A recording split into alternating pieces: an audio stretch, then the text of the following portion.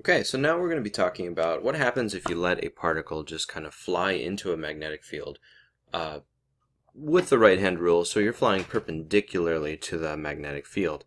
So for example, let's say we have magnetic field lines that are coming toward us out of the paper, and we have a charge Q, or Q plus, or whatever kind of positive charge, going forward with a velocity vector like that. Now, using the right hand rule, I have my forefingers pointing out of the page. I have my thumb going along the velocity, and that means that the magnitude of the magnetic force is going to be directed downward out of my palm. So the magnetic force is going to be pushing down like so. Now what this means is that as it flies forward, the path is going to start off straight, but as it enters the field, it's going to be forced down in that direction from the force. Okay, and so the moral of the story is, if you have a magnetic field like this, and you just let a positively charged particle fly this direction with velocity v, you're going to see that the path is going to start to turn, and then if you think about the particle like right here, it's going to have a forward velocity like this, but it's still going to be turning, and it's going to complete a whole circle.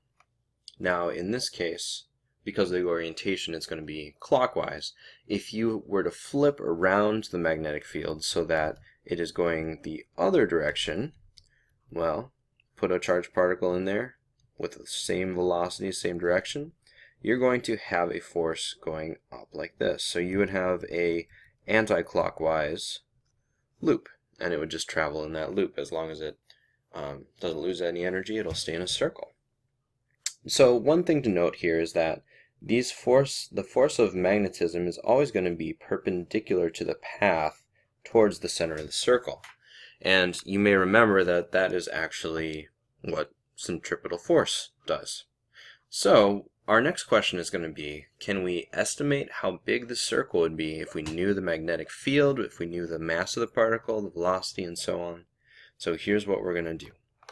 We're going to find the formula for the radius of the circle if we're sending a charged particle into a magnetic field. Alright, so here's my picture again. I'm going to have the field going out away from us through the paper, and then I'm going to be sending a positively charged particle in this way. Now the particle has a couple of things. It has mass, it has velocity, and it has a charge. And then you're going to have a magnetic field with a certain amount of strength in Teslas. So as it goes, you're going to see that with the right-hand rule, it's going to start circling, and it's going to create a circle like this. Okay, so in this circle, you're going to have both the force of magnetism and the centripetal force equal out, and that's how you would figure out basically the formula for the radius.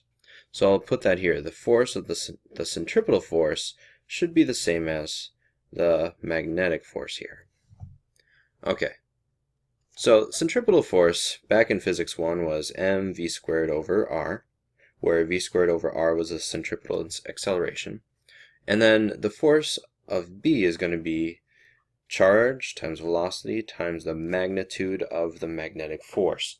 And normally we would have like a sine of theta here, but in this situation, the angle is always going to be 90 degrees. So sine of 90 is 1, we just don't worry about that. We always assume in these kind of circle problems that it's going to be at a right angle. Okay, my job was to find the radius. So my job is to get r alone. So what I'll do here is I am actually going to flip the sides here. So again, I'll just write qvb equals mv squared over r. Then I'll multiply by r and then divide all this over. So it'd be mv squared all over qvb.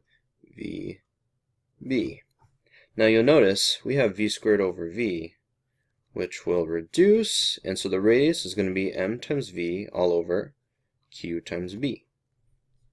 So whenever we encounter a problem where we have to estimate radius, or use a mass or v, in these circle problems you just use this guy.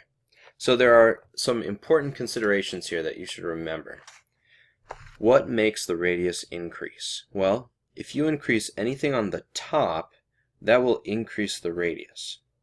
So, for example, if you have a bigger mass, but the same velocity, same charge, same magnetic field, you're going to have a larger circle. Similarly with speed. It makes sense that the faster you're going, the larger the circle, because the faster you're going, it means that the more work the magnetic field has to overcome your speed to get it into a circle, so it's going to be a bigger loop. Things that will decrease your radius are charge and magnetic field. If the magnetic field is really strong, the force of the magnetic field is going to be huge and it's going to tighten your circle up really small. Same with charge. The charge is what will react in the magnetic field, and so the stronger the charge, the same thing, the tighter your circle will be. So you will see things like this, where an electron is passing through a magnetic field and they give you a speed, and they want to know basically how big is that magnetic circle going to be. So we're going to go to the equation R equals mv all over qb. Now they gave us our velocity and our magnetic field strength, but they didn't give us a mass and charge, and with an electron you could just look that up, or we should be probably memorizing some of these, like the charge, remember, is 1.6 times 10 to the negative 19th. Anyway, the point is we have everything we need. So the mass, if you look it up, it's 9.11 times 10 to the negative 31st kilograms.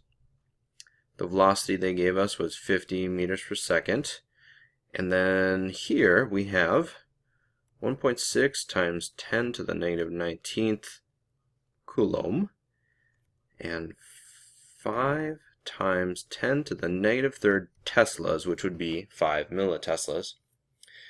Also remember, this electron, we're just worried about the magnitude of the charge. We don't care so much right now that it's negative. So we're just dropping the negative there.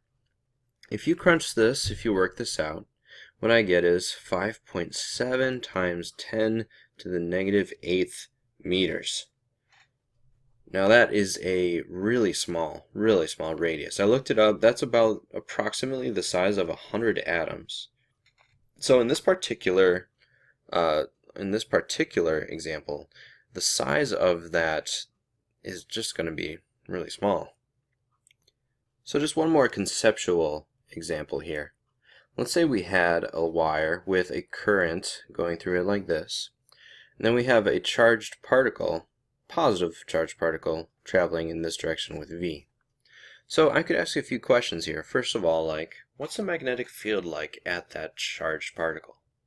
Okay, so we use our right-hand rule. Remember, the current is going this way, and so if you were to curl your hand around the wire, you're going to have this kind of magnetic field going around. And so the way that we've been writing it, we would have dots above, and we would have x's below. So the second question will be, now that we have the magnetic field from that wire, in which direction would our magnetic force be pushing? So below where the particle is, we have our, if you lay your right hand out, the palm would be facing up towards the top of the paper. Your magnetic field lines, your fingers are going to be going towards the X, and your thumb will be pointing along the V. So the magnetic force is actually going to be pushing us this way. Now we don't have any numbers, so we don't know the magnitude or how strong that would be, but we know that basically the current in this wire is going to be attracting this particle. And this makes sense because when you have two wires here, you actually have a force of attraction coming together if you have the current going in parallel directions. So that is an example of just a conceptual problem that you might run across. There you go.